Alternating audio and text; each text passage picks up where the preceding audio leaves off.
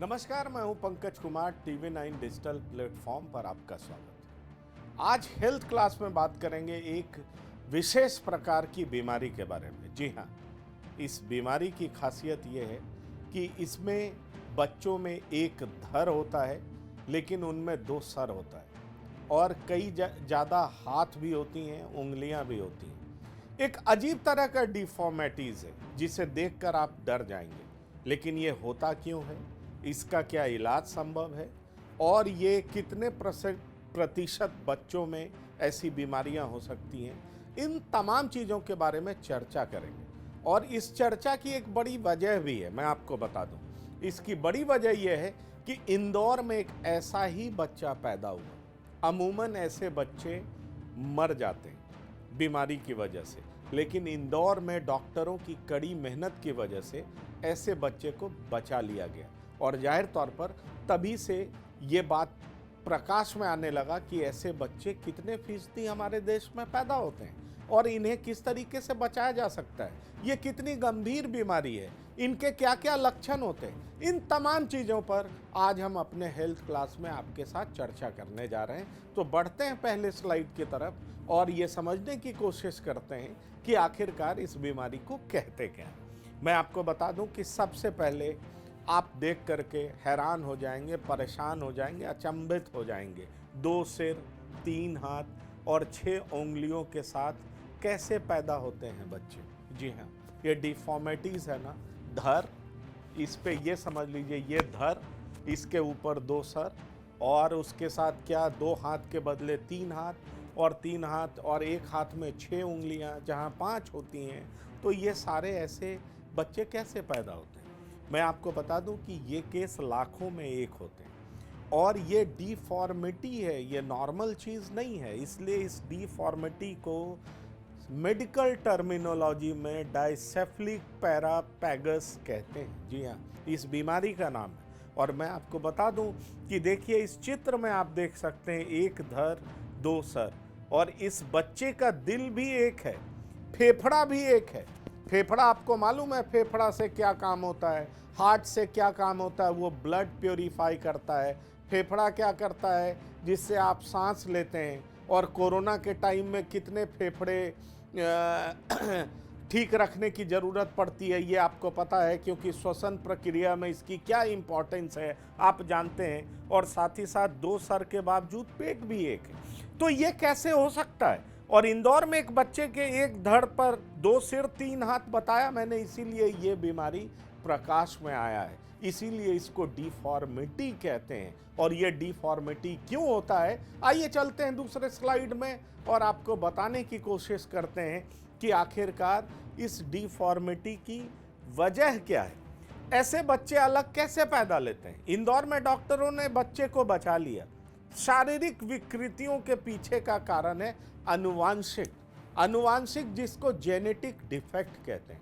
और genetic defect होता यह है कि जब पेरेंट्स, मदर और फादर के जीन्स का जो एक्सचेंज होता है उसमें कुछ कमियां होती हैं। जी हाँ, वो कमियां फादर के साइड से हो सकती है, मदर के साइड से हो सकती है। जी हाँ, और जीन में कुछ म्यूटेशंस भी हो सकते हैं, उस वजह से भी हो सकता है। तो ये तमाम ऐसी वजह हैं जिन वजह से बच्चों में ऐसी डिफॉर्मिटी देखा जाता है।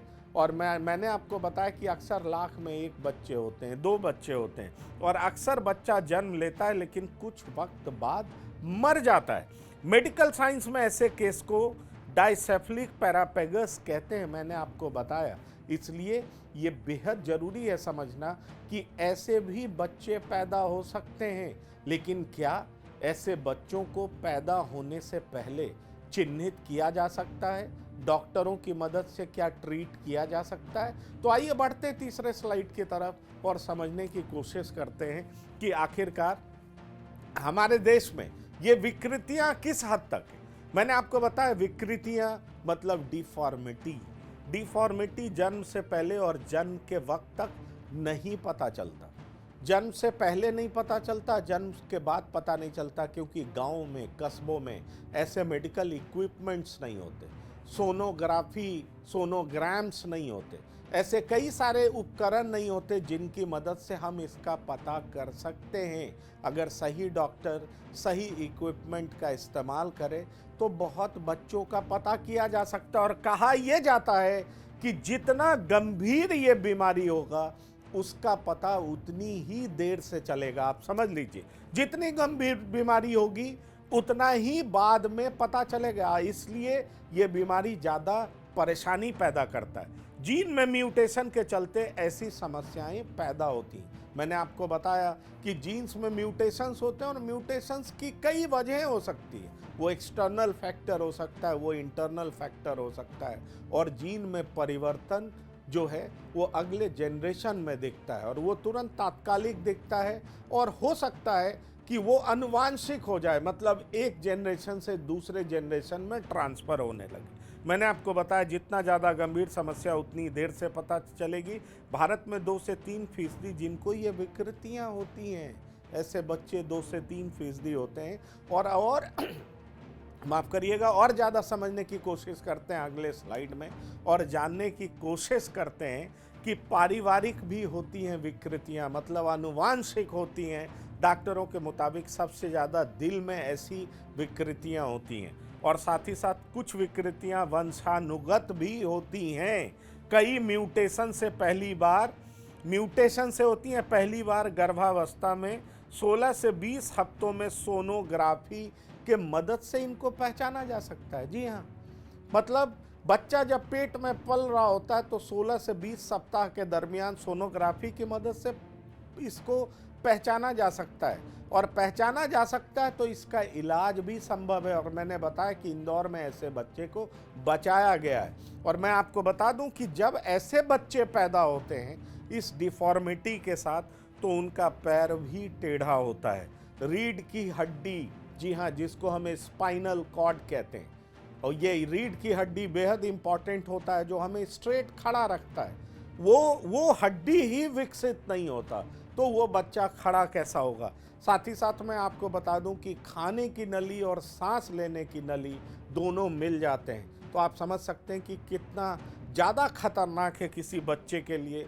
और साथ ही साथ उसमें मल द्वार ही नहीं होता, मतलब बच्चा जो पॉटी करेगा जिस रास्ते से, जब वो द्वार ही विकसित नहीं होगा तो वो पॉटी कैसे करेगा, वो कैसे शरीर के अवशिष्ट पदार्थ को कैसे बाहर निकालेगा। इसलिए ऐसे बच्चों के बचने के खतरे बहुत ज़्यादा होते हैं। अब बढ़ते हैं अगले स्लाइड की तरफ और समझने की कोशिश करते हैं कि क्या इन विकृतियों का इलाज है।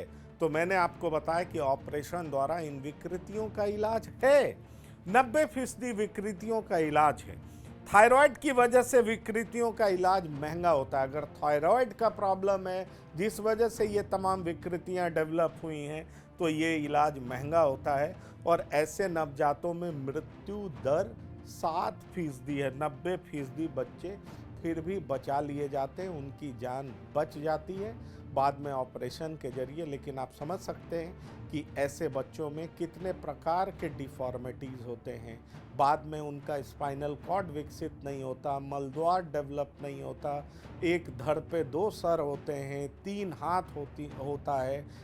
ऐसी कई तरह की समस्याएं होती हैं कि अगर वो बच भी जाता है तो उसके लिए जीना आसान नहीं होता। डॉक्टर को फिर ऑपरेट करना पड़ता है, बहुत तरह की समस्याएं आती हैं। इसलिए ज़रूरत है कि जब बच्चा पेट में होता है, अगर मदर कंसर्न है, जागरूक है, पेरेंट्स कंसर्न है, तो इनको पहचाना जा सकता है और उसमें सोनोग्राफी की अहम भूमिका होती है। फिलहाल हेल्थ क्लास में इतना ही। आप बने रहिए TV9 डिजिटल के साथ। धन्यवाद, नमस्कार।